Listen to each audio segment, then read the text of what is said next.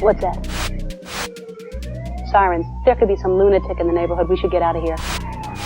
Welcome to the show. Enjoy it. How does someone go from being one of the most beloved figures in entertainment to a symbol of controversy and suspicion? That's the story of Ellen DeGeneres, the once cherished queen of kindness whose name became synonymous with laughter, inclusivity, and a bright, uplifting presence on daytime television. Ellen was everywhere. Her big smile and quick wit became a staple of households across the globe. She danced with audience members, gave away cars, and was known for the motto, "Be kind to one another." But what if the smiling face was just a mask? Ellen's polished reputation began to crack. It wasn't a single moment, but a slow unraveling of events, allegations, and strange connections that caused the public to question whether Ellen DeGeneres was ever truly the person she appeared to be. How did the adored talk show host turn into someone whose very name now brings whispers of toxicity, conspiracy, and Hollywood secrets? Today, we'll uncover the darker chapters of Ellen DeGeneres' life and career, pieces of her stories that don't fit with the shiny, feel-good narrative she built over decades. We'll start with her relationship with actress Heche, a romance that rocked Hollywood and ended in a breakup many believe had deeper consequences than we'll ever fully understand. Decades later, Anne's tragic and bizarre death reignited rumors and theories that connect back to Ellen, leaving many to wonder if there's more to the story than meets the eye.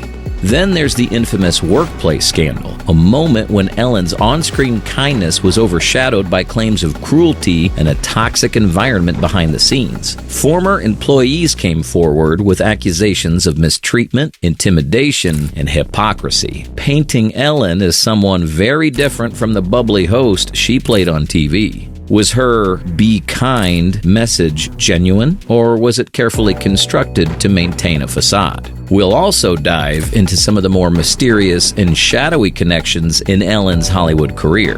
One of the strangest links? Sean "Diddy" Combs, the Diddler. Rumors and speculation about their association have left people questioning the hidden dynamics of Hollywood's elite. Could Ellen's rise and fall be tied to something deeper within the entertainment industry? And finally, we'll look at Ellen's decision to escape the spotlight and move to Europe. On the surface, it seems like a retired celebrity's attempt to reinvent herself or find peace away from the media storm.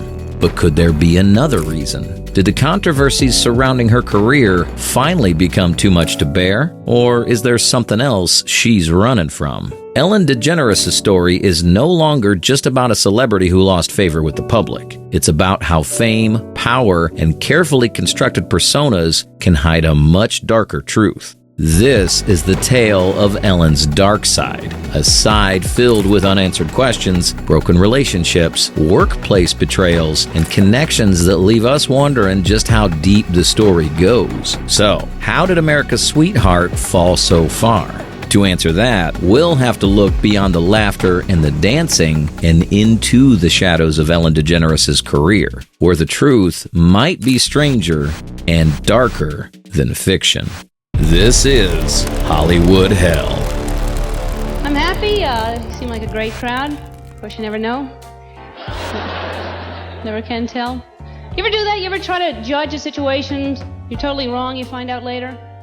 Ellen's journey began in stand-up comedy during the 1980s. At a time when men dominated the comedy clubs across the United States, Ellen stood out with her observational humor and clean, relatable jokes.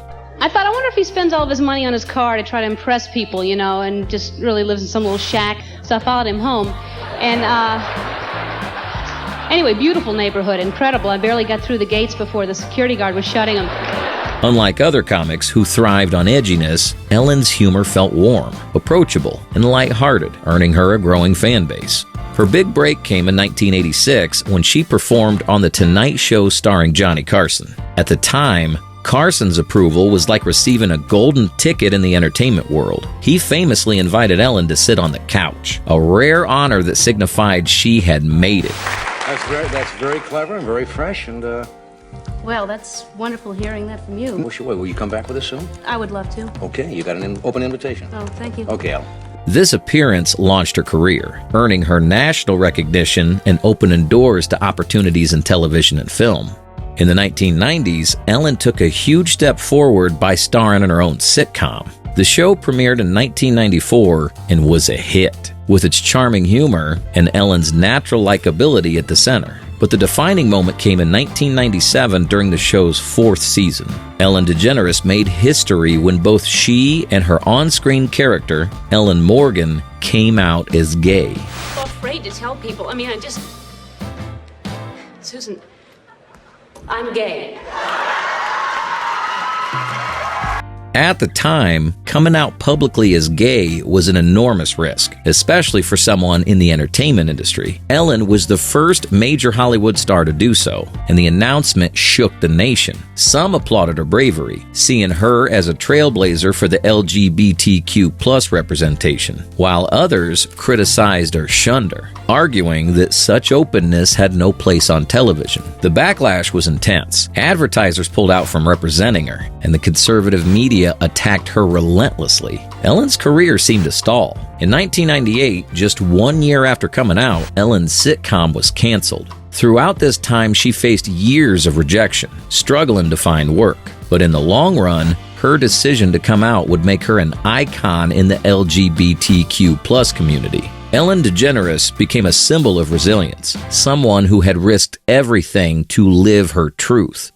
In 1997, Ellen DeGeneres was everywhere. Her announcement that she was gay on her sitcom was groundbreaking, but it also came with enormous backlash. At the same time, she began dating Heche, a talented actress who was quickly making a name for herself in Hollywood. Ellen and Anne became one of the first celebrity same-sex couples to live their lives publicly. A bold move in an era where such openness was rare, even in Hollywood. Their appearances together were often met with a mix of admiration and controversy. When they attended the 1997 premiere of Volcano Hand in Hand, their relationship dominated headlines. For some, they symbolized progress and hope for LGBTQ+ visibility. For others, they became a lightning rod for criticism and ridicule. Both women faced professional consequences. Ellen's sitcom was canceled a year later, and Anne, despite her rising star status, suddenly found her career stalling before it truly started.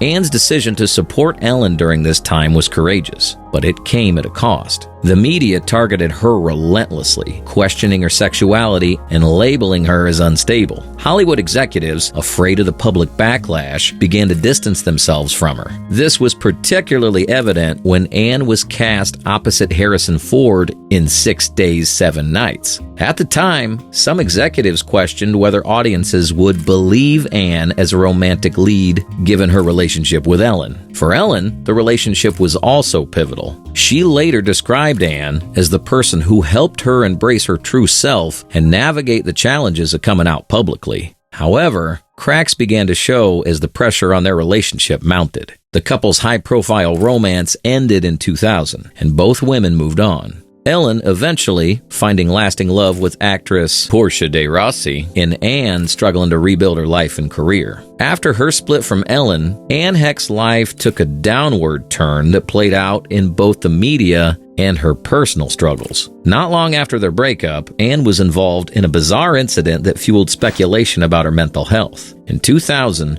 shortly after the relationship ended, Anne was found wandering through a rural area outside Fresno, California.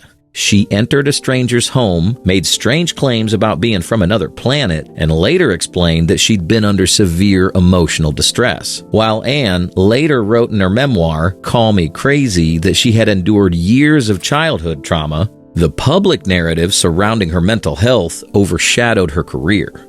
During interviews, Anne spoke candidly about the backlash she faced after her relationship with Ellen. She revealed that Hollywood had effectively blacklisted her, viewing her as being a liability for being part of such a high-profile same-sex romance at a time when the industry wasn't ready to embrace LGBTQ+ relationships publicly. Anne's downward spiral, both professionally and personally, raised questions. Was the scrutiny she faced simply a result of the times, or was there more to the story? While Ellen's career eventually rebounded, Anne's life remained tumultuous for decades. She continued to act in independent films and television, but never reclaimed the mainstream success she had enjoyed before her relationship with Ellen. Many who followed Ann's journey couldn't help but wonder if her split from Ellen had marked the beginning of her struggles, setting off a chain of events that would lead to tragedy years later. By the early 2000s, Ellen had managed to stage a remarkable comeback. She re-emerged with a fresh, family-friendly persona that was equal parts charming and wholesome. Her new talk show, The Ellen DeGeneres Show, launched in 2003 and quickly became a cultural phenomenon. The format was simple. Ellen danced through the audience, cracked jokes, hosted celebrity interviews, and gave away prizes. She created a space that felt like a break from the negativity of the world, a place where kindness, laughter, and positivity reigned supreme. She became a daily fixture in millions of homes, radiating warmth and joy. Her catchphrase, "Be kind to one another," became her signature line, something she said at the end of every show. Over time, this simple message became synonymous with her brand. Ellen DeGeneres wasn't just a talk show host. She was the face of kindness itself. Her relatability played a huge role in her success. Ellen didn't rely on shocking humor or Hollywood glamour to connect with her audience. Instead, she presented herself as an everywoman, a little awkward, down to earth, and always ready to laugh at herself. Unlike other hosts who leaned heavily into polished, scripted conversations, Ellen's interviews felt casual, like two friends chatting over coffee. She pulled pranks on guests, invited audience members on stage, and would even have social media people like the Damn Daniel guys to come on the show. Over the years, Ellen built a powerful empire around her brand of positivity. Her show became famous for its giveaways and acts of generosity. By the late 2000s and 2010s, Ellen was untouchable. She'd hosted the Academy Awards, Grammy Awards, and the Emmy Awards, all without showing her true colors. She wasn't just loved by adults. She was also the beloved voice of Dory in Finding Nemo. Will you quit it? What? I'm trying to swim here. What, the ocean isn't big enough for you or something like that? Huh? You got a problem, buddy? Huh? Do you? In 2016, she earned a Presidential Medal of Freedom and was praised not just as an entertainer, but as a role model. But behind the be kind persona, cracks were beginning to form. As time went on, whispers started to emerge. Rumors that Ellen's off-screen behavior didn't align with the cheerful and lovable image she portrayed on television. This is where the story takes a darker turn. For years, Ellen's reputation seemed spotless. Her talk show empire a testament to her success and kindness. But the truth, as many would later claim, was far more complicated. Employees who worked on the Ellen DeGeneres Show began to share stories that painted a very different picture of their boss. Behind the scenes, Ellen was allegedly demanding, unkind, and difficult to work for. Former staff members described a toxic workplace culture where favoritism, intimidation, and fear were the norm. How would someone who preached kindness so adamantly allow such an environment to thrive? Beyond the workplace allegations, Ellen's personal relationships and connections came under scrutiny as well. Her breakup with Heche, for example, left lingering questions that only intensified after Ann's tragic and mysterious death decades later. Were there parts of Ellen's life and career that the public didn't know about? And then there's the Hollywood web, strange connections and relationships with other powerful figures in the entertainment industry. Conspiracy theories began to spread online, with some claiming that Ellen's success and eventual downfall were tied to Sean Diddy Combs. While much of this remains speculation, the mere existence of these rumors highlights how far Ellen's public image had fallen. So, was Ellen DeGeneres ever really the queen of kindness the world believed her to be? Or was the smiling, dancing persona just a carefully crafted illusion designed to keep the public from seeing the truth? To understand the full story, we have to look at the events that began to shatter Ellen's carefully constructed facade. Breaking news at 6. Actress Heche seriously injured after crashing her car. Fast forward to August 2022, when Heche's name once again dominated headlines. this time under tragic and mysterious circumstances. Ann was involved in a shocking car accident in Los Angeles that left her critically injured and ultimately brain dead. Reports indicated that she had driven her car into a residential home at high speed, causing a fiery crash that took over an hour for firefighters to extinguish. The details surrounding Ann's accident immediately raised questions. Toxicology reports later revealed the presence of drugs in her system, but the exact circumstances of the crash remained unclear. Why was Ann driving so erratically? Why did the accident seem so extreme? And more importantly, was there something more going on beneath the surface? As news of Ann's death spread, conspiracy theories began to emerge online, and many pointed back to Ellen DeGeneres. Some speculated that Ann had been in possession of damaging information about powerful figures in Hollywood, including Ellen. These theories suggested that her tragic accident might not have been an accident at all. Fueling these theories was Ann's outspokenness during her final years. She had discussed her struggles, her trauma, and the way Hollywood had treated her after coming out. Some conspiracy theorists latched onto the idea that Ann was silenced before she could expose deeper truths, whether about her relationship with Ellen, the entertainment industry, or something else entirely. One of the creepiest aspects of the Ann Heche conspiracy is the fact that she raised up on the gurney when being placed into the ambulance. This caused many people to believe Ann survived the crash, but was taken out after they realized she was still alive. While these are all speculations, it's hard to ignore the parallels between the timing of her death and the downfall of Ellen. To add another layer of conspiracy, Ellen's response to Ann's death struck many as cold and dismissive. When asked about Ann's passing, Ellen simply said, "This is a sad day. I'm sending her family and friends all my love." The statement, while polite, lacked the emotion or depth one might expect from someone who had once shared such an important and public relationship with Ann. The tragic story of Ann Heche forces us to look closely at Ellen DeGeneres and ask difficult questions. Was Ellen's role in Ann's life more significant than we realized? Did their breakup and the scrutiny that followed set Ann on a path of isolation, instability, and eventual tragedy? Ellen's image as the Queen of Kindness doesn't align with the aftermath of her relationship with Ann. While Ann openly discussed her struggles and the hardships she faced after their breakup, Ellen remained largely silent about that chapter of her life. For someone who built a career on openness, relatability, and kindness, her unwillingness to acknowledge Ann's struggles publicly feels dismissive, but also revealing.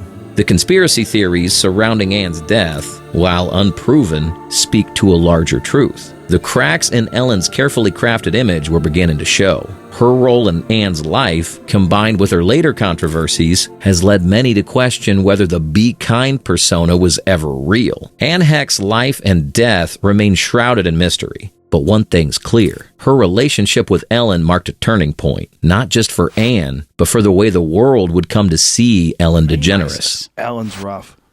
Ellen is like an old. But it's a rough one now. It's a rough one now because she was running Abu Ghraib in the back of her show.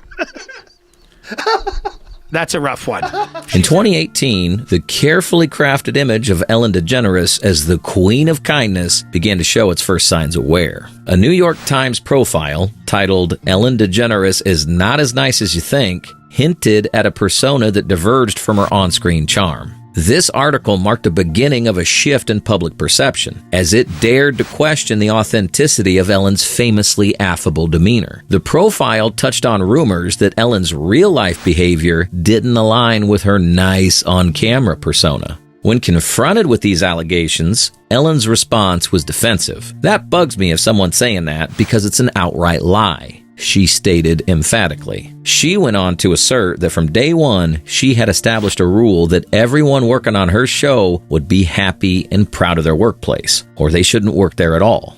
However, this staunch defense of her character and workplace environment would soon be put to the test. One of the most notable incidents came in the form of a revelation from Nikki Tutorials, a popular transgender beauty YouTuber. After appearing on the Ellen DeGeneres Show in January of 2020, Nikki shared her less than stellar experience with the talk show host. On a Dutch talk show, Nikki didn't hold back her words when comparing her experience on Ellen's show to the Dutch program, saying, Quote, let me say there's a big difference between this show and Ellen DeGeneres, and I'm saying that in favor of this show. Unquote. She went on to explain that unlike the Dutch show, where the host greeted her before filming, Ellen didn't meet her until walking onto the set. When pressed further about her interaction with Ellen, DeGeneres described the host as cold and distant.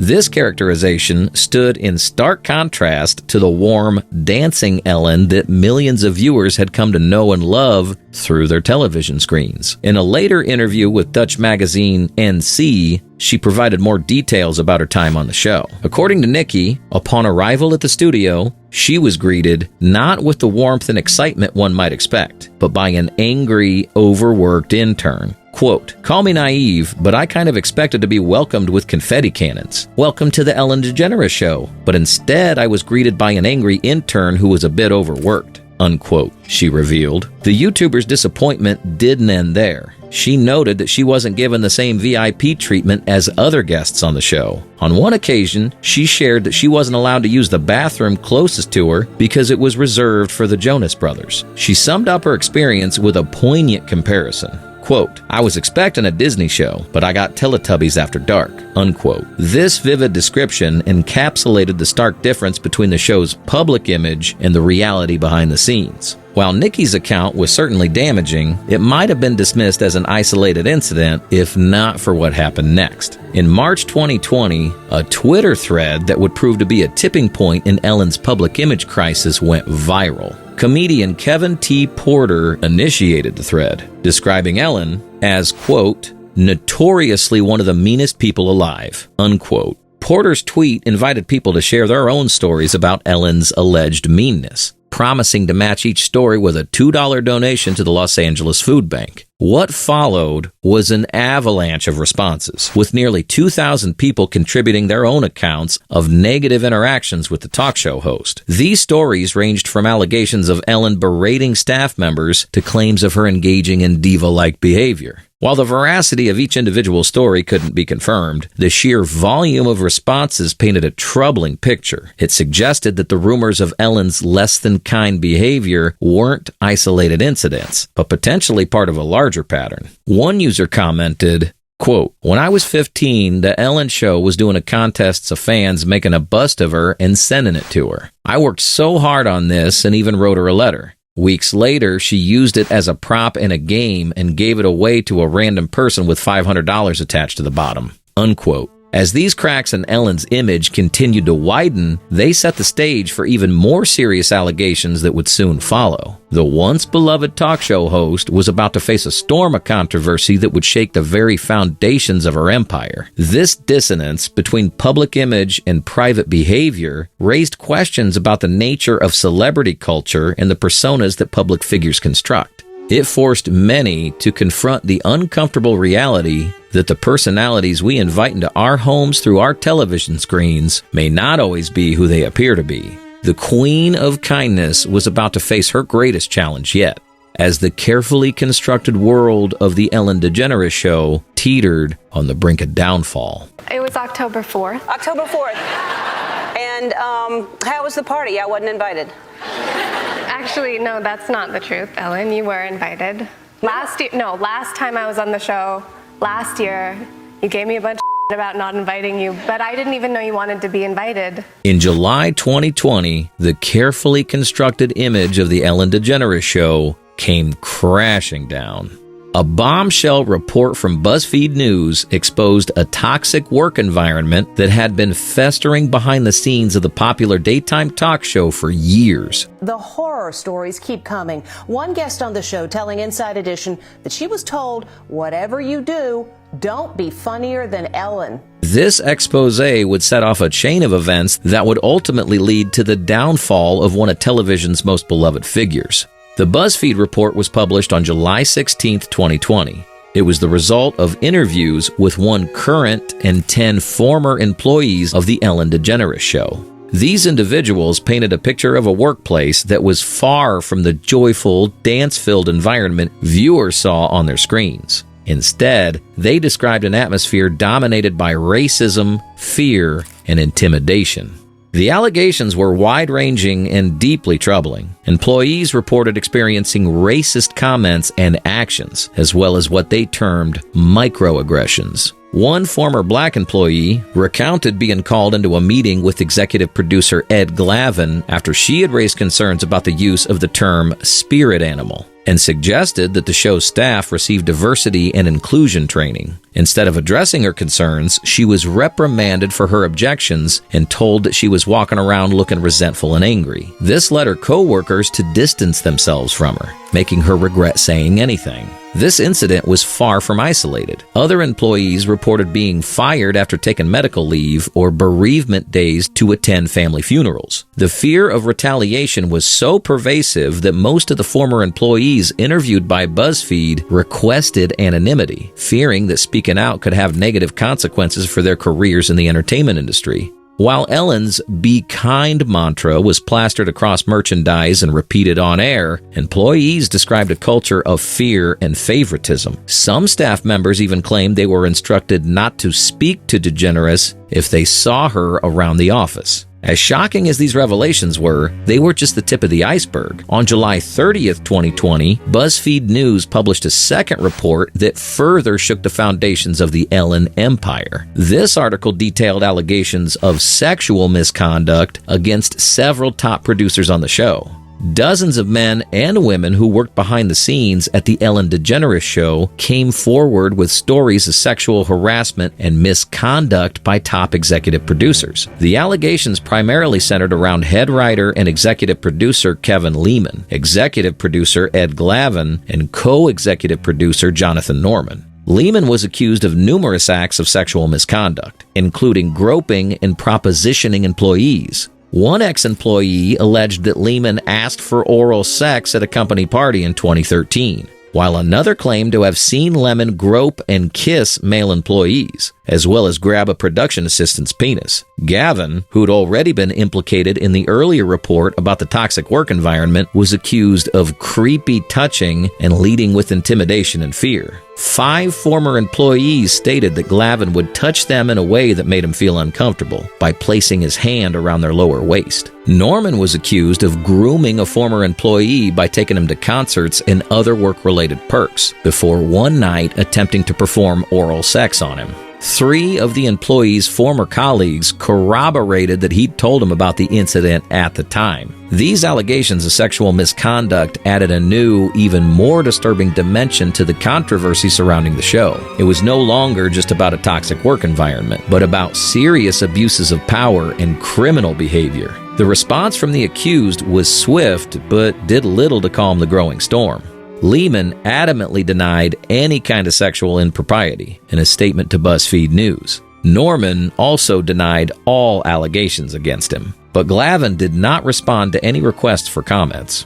As the allegations mounted and public outrage grew, all eyes turned to Ellen DeGeneres herself. How would the Queen of Kindness respond to these damning reports about her show? Initially, DeGeneres remained silent, allowing the distributor of the show, the Warner Brothers, to take the lead. The company announced that it was launching an internal investigation into the allegations. However, as the controversy continued to escalate, it became clear that DeGeneres would need to address the situation herself. On July 30, 2020, the same day that the second BuzzFeed report was published, DeGeneres finally broke her silence. In a letter to her staff, which was obtained by various media outlets, DeGeneres attempted to address the allegations and take responsibility for the issues on her show.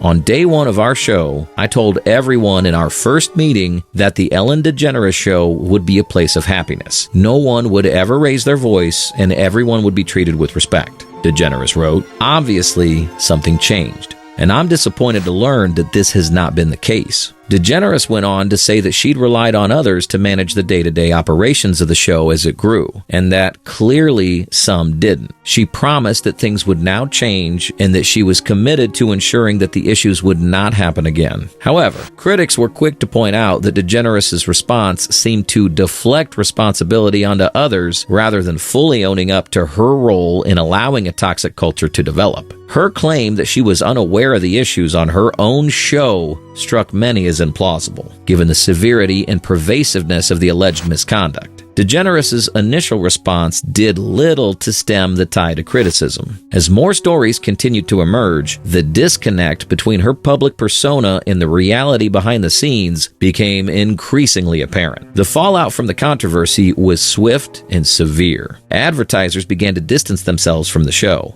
and ratings began to decline. Celebrity guests, once eager to appear on the show, became increasingly scarce. The damage to DeGeneres' brand was immense. As the controversy continued to unfold, Warner Brothers took more decisive action. How was everybody's summer? Good? Yeah? Mine was great. Super terrific.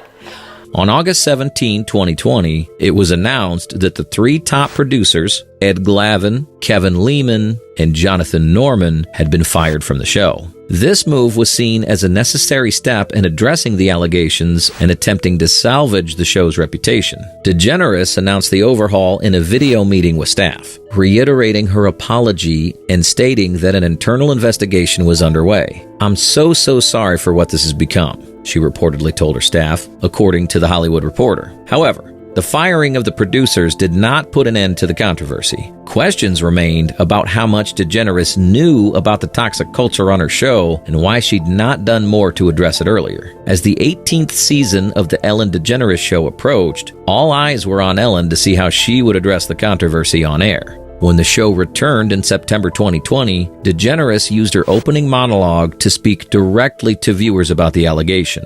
If you're watching because you love me, thank you. If you're watching because you don't love me, welcome. As you may have heard, this summer there were allegations of a toxic work environment at our show. I learned that things happened here that never should have happened. I take that very seriously, and I want to say I am so sorry to the people who were affected, and I take responsibility for what happens at my show. We have made the necessary changes, and today we are starting a new chapter. Known as the Be Kind Lady is a tricky position to be in. The truth is, I am that person that you see on TV. I am also a lot of other things. Sometimes I get sad, I get mad, I get anxious, I get frustrated, I get impatient, and I am working on all of that. I am a work in progress. Despite these efforts, the controversy continued to cast a long shadow over the show. Ratings declined, and in May 2021, DeGeneres announced that the upcoming 19th season would be the show's last. So that means as of today, we've done 3,000 shows plus 14. And today I have an announcement to make. Today, I am announcing that next season, season 19, is going to be my last season. This show has been the greatest experience of my life. And I owe it all to you. In subsequent interviews, DeGeneres has attempted to reframe the narrative around the show's end. In a recent stand-up performance, she joked that she got kicked out of show business and was the most hated person in America after the allegations surfaced. She's also suggested that the claims were orchestrated and part of an attack on her, going as far as using the tweet mentioned earlier as the main part of her intro to her special in an attempt to show it was fabricated. These attempts at deflection and humor have been met with mixed reactions. While some fans have stood by DeGeneres, many critics see her responses as further evidence of a failure to fully reckon with the issues that plagued her show. As DeGeneres attempts to rebuild her career through stand-up comedy and other ventures, the legacy of this controversy continues to linger. The facade of kindness that she had so carefully constructed over decades crumbled in a matter of months, leaving behind questions about authenticity, responsibility, and the true nature of kindness in the cutthroat world of show business. Ellen not only had one of the most famous talk shows, she had many high-up connections in Hollywood. One of her most prominent connections was with Sean Combs, better known as P. Diddy. Ellen and Diddy have long been known for their unlikely but enduring friendship in the entertainment industry. Their bond, which spans nearly 2 decades, has been a subject of fascination for many, given their vastly different backgrounds and public personas. However, recent allegations against Diddy have cast a shadow over this relationship, raising questions about Ellen's knowledge of the accusation or, even worse, her potential involvement. Ellen and Diddy's friendship dates back to the early days of the Ellen DeGeneres Show. Their friendship extended beyond the confines of the talk show studio. They were often seen together at industry events and parties, and Ellen frequently referenced Diddy's infamous gatherings on her show. These references, which seemed innocuous at the time, have taken a darker tone in light of recent allegations against Diddy. One particularly notable interaction occurred in 2016 when Ellen celebrated Diddy's birthday on social media. In a post on X, Ellen referred to Diddy, saying, "Happy birthday, P. Diddy, Puff Daddy, Sean Combs, or as I call him, Cuddle McSnuggle Stuff. You don't need to know why." At the time, this was seen as a playful inside joke between friends. However, in the context of recent events, this interaction's been scrutinized and reinterpreted by many as something far more sinister. One of the most shocking aspects of the Diddy case involves what prosecutors describe as freak-offs. These were allegedly drug-fueled orgies where Diddy would distribute controlled substances to victims to keep the victims obedient and compliant. After these events, Diddy and the victims would reportedly receive IV fluids to recover from the physical exertion and drug use. Prosecutors even claimed that Diddy regularly hosted sex trafficking parties with underage women and illegal drugs. The lawsuit implies that record label executives who looked the other way financially benefited from access to celebrities and other high-up figures. These allegations have sent shockwaves through the entertainment industry, leading to increased scrutiny of those who have been closely associated with Diddy over the years, including Ellen DeGeneres.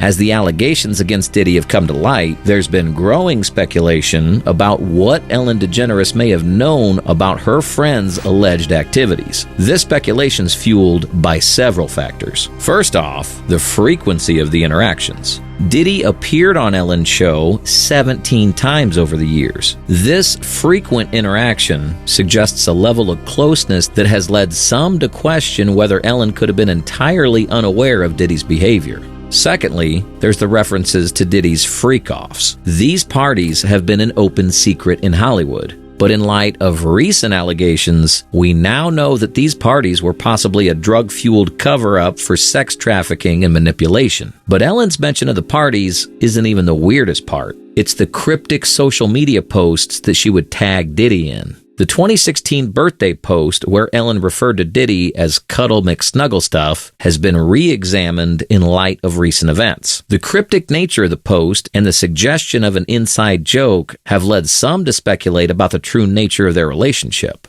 And finally, Ellen's sudden move. Recent reports suggest that Ellen has packed up and moved to the UK. While the reasons for this move are not clear, the timing, coinciding with the allegations against Diddy, has fueled further speculation. While Ellen has not been accused of any wrongdoing, nor has she been named in any of the lawsuits or criminal charges against Diddy, the drama surrounding Ellen's past and the connection between her and Diddy are hard to ignore. The speculation surrounding Ellen's relationship with Diddy comes at a challenging time for the former talk show host. Ellen's career has already been impacted by allegations of a toxic workplace environment on her show, which led to the internal investigation by BuzzFeed. While Ellen has attempted to address these issues and rebuild her image, the controversy surrounding Diddy has the potential to further complicate her efforts. The public's perception of Ellen, once overwhelmingly positive, has become more complex and nuanced in recent years.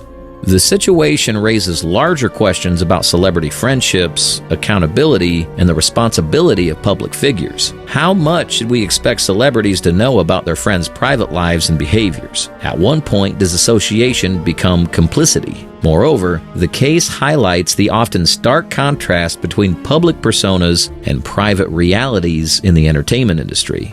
Ellen and Diddy, both known for their charismatic public images, are now at the center of controversies that challenge those carefully crafted personas. As the legal proceedings against Diddy continue, it's likely that more information will come to light. This may include details about his relationships with various celebrities, potentially including Ellen. How Ellen chooses to address these issues, whether she speaks out about Diddy, maintains her silence, or takes some other action, will likely have a significant impact on her public image and career moving forward. Attempt at redemption. In July 2024, Ellen DeGeneres made a highly anticipated return to the stage with her Ellen's Last Stand-Up tour, marking her first significant public appearance since the end of her talk show. DeGeneres kicked off her tour with a series of performances that blended comedy with candid reflections on her recent experiences. All right, well, let me catch up on what's been going on with me since you saw me last. I decided to take up gardening. I got chickens. Let me see what else I can tell you about that's been going on. Oh, yeah, I got kicked out of show business. Throughout her performances, DeGeneres tackled the allegations head-on, addressing the perception that she was mean, a label that contributed to the downfall of her talk show. She told her audience, "I am many things, but I am not mean." DeGeneres also used her stand-up to provide context for her behavior, explaining, "I can be demanding and impatient and tough. I'm a strong woman." The comedian didn't shy away from discussing the impact the controversy had on her personally. She shared with her audience, "I used to say, I don't care what people say about me. Now I realize I said that during the height of my popularity." But DeGeneres' tour wasn't just about addressing the past. It was also framed as a farewell to her stand-up career. She reportedly told her audiences that this tour, along with an upcoming Netflix special, would be her final performances. However, the tour wasn't without its challenges. Several shows, including dates in Dallas, San Francisco, Seattle, and Chicago, were canceled without explanation. This led to speculation about the reception of her comeback and the public's willingness to embrace her return. Some people suggest that the failure of her tour was due to the high ticket prices to enter the show, but some say that it's because she never truly apologized. While some critics appreciated her refusal to deliver a performative apology, many felt she did not adequately reckon with the serious allegations that led to her show's cancellation. Ellen DeGeneres and her wife, Portia de Rossi, relocated to the picturesque Cotswolds region of England. Initially, reports suggested that the move was a direct response to Donald Trump's victory in the 2024 presidential election. Sources claimed that DeGeneres and de Rossi were very disillusioned by the election results and decided to get the hell out almost immediately. This narrative aligned with DeGeneres' past comments about potentially leaving the country if Trump were to win again.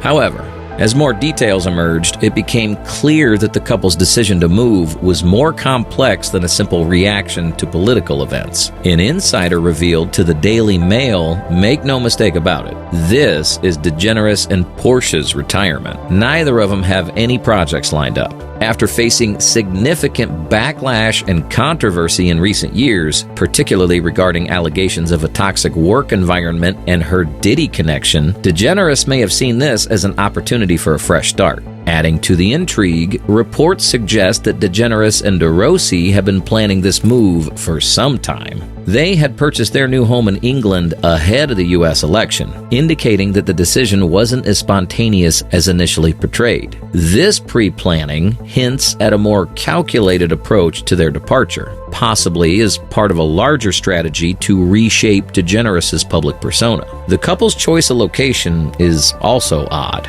The Cotswolds is known for its picturesque landscapes and quaint villages, offering a stark contrast to the glitz and glamour of Hollywood. This shift to a more low-key rural setting could be seen as an attempt to distance themselves from the controversies and pressures of show business. However, some observers have questioned whether there might be more to this move than meets the eye. The suddenness of their departure and the decision to sell their Montecito mansion have led to speculation about whether DeGeneres and de Rossi are running from something bigger than just public scrutiny. The couple's behavior since arriving in England has also fueled speculation. They've been spotted at local pubs, mingling with celebrities and enjoying live music. DeGeneres has even debuted a new look, sporting short, dark hair instead of her signature blonde style. These changes could be interpreted as efforts to blend in and establish a new identity. As DeGeneres and de Rossi settle into their new life in the Cotswolds, the public and media continue to speculate about their true motivations. Is this move a genuine attempt at retirement and a quieter life? A strategic retreat to rebuild DeGeneres' tarnished image? Or is there something much darker hidden beneath the surface? As she distances herself from the controversies of her past, only time will tell whether this move to Europe represents an escape or a true reinvention of the once beloved talk show host.